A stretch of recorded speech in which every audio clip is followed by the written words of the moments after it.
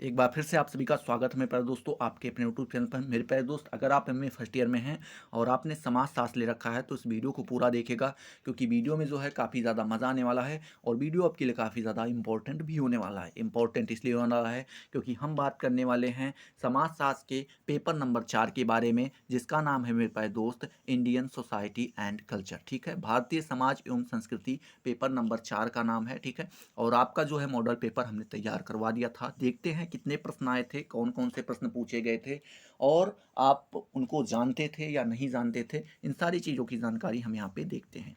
आपको जब प्रश्न पत्र मिलता है मेरे प्यारे दोस्त, उसको करने के लिए आपको टोटल 3 घंटे का समय दिया जाता है और अधिकतम आपको वहाँ पे नंबर 100 मिलने होते हैं। ठीक है, चलिए देखते हैं। यहाँ पे आपको नोट करके कुछ इंस्ट्रक्शन दिया गया है कि सभी प्रश्नों के उत्तर आपको निर्देशानुसार देने हैं। सभी खंड के नीचे जो है निर्देश दे दिए जाते हैं, क्योंकि पूरे प्रश्न पत्र को 3 खंड में बांट दिया जाता है। खंड आ, खंड बा और खंड सा। और आप सभी को पता है खंड आ का मतलब होता है अति लघु उत्तरीय प्रश्न, खंड बा का मतलब होता है लघु उत्तरीय प्रश्न और खंड सा का मतलब होता है दीर्घ उत्तरीय प्रश्न। ठीक है, तो देखते हैं पहले हम खंड आ के बारे में। खंड आ में आपका यहाँ पे नोट करके इंस्ट्रक्शन दिया गया है कि आंसर ऑल क्वेश्चंस, मतलब सभी प्रश्नों के आंसर आपको क्या करने हैं, देने हैं, उत्तर देने हैं। Answer of each question should be with in 50 word limits, मतलब कह रहे हैं कि जो आपको प्रत्येक प्रश्न का उत्तर लगभग 50 शब्दों में दे देना है। 50 शब्द की आपकी क्या है, लिमिट है। ठीक है, एक प्रश्न के लिए आपको यहाँ पे 2 नंबर मिलने वाले हैं। टोटल आपसे यहाँ पे 10 प्रश्न पूछे जाएंगे और कुल नंबर आपको लघु उत्तरीय से 20 प्राप्त होंगे। ठीक है, चलिए आगे देखते हैं। पहला प्रश्न आपसे पूछा गया था कि वर्ण से आप क्या समझते हैं, ये पढ़ा दिया गया था। उन हिंदू विवाह के उद्देश्य बताइए, ये भी पढ़ा दिया गया था आपको। लघु उत्तरीय और अति लघु उत्तरीय मिला के ये सारे प्रश्न आपके करवा दिए गए थे। ठीक है, अगला प्रश्न आपसे पूछ रहा है संस्कार क्या है। आई होप ये भी आपको पढ़ा ही दिया गया था। निष्काम कर्म से आप क्या समझते हैं। ठीक है, अगला प्रश्न आपका 5वां नंबर पूछा गया था। मुस्लिम विवाह एक सामाजिक समझौता है, इसके बारे में आपको जानकारी देनी थी। तो हाँ, पढ़ा तो दिया था लेकिन ये वाला एग्जैक्ट क्वेश्चन नहीं पढ़ाया था। ठीक है, क्योंकि आप लोगों ने पढ़ा भी होगा, क्योंकि सारे मॉडल पेपर के ऊपर ही अगर आश्रित रहोगे तो उतना नंबर नहीं कर पाओगे। लेकिन मैंने बताया ना कि 70 से 80% नंबर आपके उसी मॉडल पेपर से ही तैयार किए गए थे। आगे आपको लिखना है ईसाई संस्कृति पर आपको क्या करना है, प्रकाश डालना था। 7वां नंबर प्रश्न आपसे पूछा गया था कि विशिष्ट धर्म क्या है। ठीक है, अगला प्रश्न 8वां नंबर पूछा गया था कि पुनर्जन्म से तात्पर्य क्या है आपका। ठीक है, क्या पूछा गया था मेरे प्यारे दोस्त, पुनर्जन्म से आपका तात्पर्य पूछा गया था। 9वां नंबर प्रश्न आपसे पूछा गया था कि जाति किसे कहते हैं, कास्ट की डिफिनेशन आपसे यहाँ से पूछी गई थी। ठीक है, 10वां नंबर प्रश्न आपसे पूछा गया था कि सामाजिक स्त्रीकरण से आप क्या समझते हैं। क्या पूछा गया था मेरे प्यारे दोस्त कि सामाजिक स्त्रीकरण से आप क्या समझते हैं, इसकी जानकारी आपको देनी थी। ठीक है, तो ये आपके जैसे 10 अति लघु उत्तरीय प्रश्न यहाँ पे समाप्त होते हैं। वहीं से आपके खंड बा अर्थात लघु उत्तरीय वाला सेक्शन स्टार्ट हो जाता है। यहाँ पर भी आपको नोट करके कुछ इंस्ट्रक्शन दिया जाता है। थोड़ा सा ऊपर कर लें इसको, यहाँ पे आप देख पा रहे होंगे दिया है नोट करके कि आंसर ऑल क्वेश्चंस, मतलब यहाँ पर भी आपको सभी प्रश्नों के उत्तर देने हैं।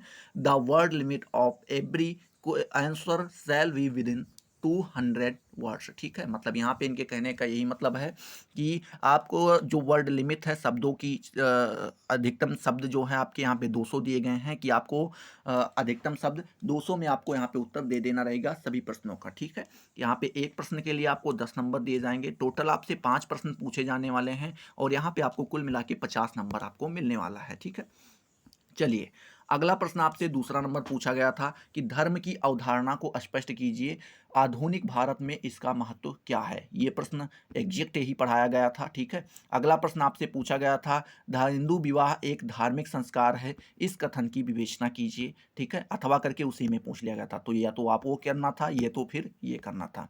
तीसरा नंबर प्रश्न आपसे पूछा गया था भारतीय समाज पर इस्लाम के प्रभाव का वर्णन कीजिए। ठीक है, भारतीय समाज पर इस्लाम का क्या प्रभाव पड़ा है, ये आपको यहाँ पे बताना था।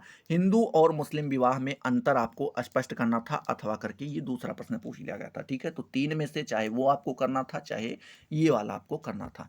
चौथा नंबर प्रश्न आपसे पूछा गया था कि पुरुषार्थ की अवधारणा क्या है। क्या पूछा गया था मेरे प्यारे दोस्त, पुरुषार्थ की अवधारणा क्या है, इसके विभिन्न प्रकारों और महत्वों पर प्रकाश डालना था। ठीक है, अथवा करके इसी में एक प्रश्न और पूछ लिया गया था आपसे कि हिंदू संस्कारों के समाजशास्त्रीय महत्व की विवेचना करनी थी, वर्तमान समय में हिंदू संस्कारों में किस प्रकार परिवर्तन हो रहे हैं, ये आपको यहाँ पे बताना था। ठीक है, चलिए अगला 5वां नंबर प्रश्न आपसे पूछा गया था, जाति व्यवस्था की संरचना एवं कार्यों में होने वाले परिवर्तन की व्याख्या आपको करनी थी। ये आपका 5वां नंबर प्रश्न पूछा गया था। अथवा करके इसी में एक प्रश्न और पूछ लिया गया था मेरे प्यारे दोस्त, कि राष्ट्रीय एकता के मार्ग में आने वाली बाधाओं की आपको क्या करनी थी, विवेचना यहाँ पे करनी थी। ठीक है, 6ठा नंबर प्रश्न आपसे पूछा गया था, नवीन भारतीय अभिजात वर्ग पर एक निबंध लिखना था आपको। ठीक है, या तो फिर अथवा करके एक प्रश्न और पूछ लिया गया था कि संयुक्त परिवार या फिर एकल परिवार में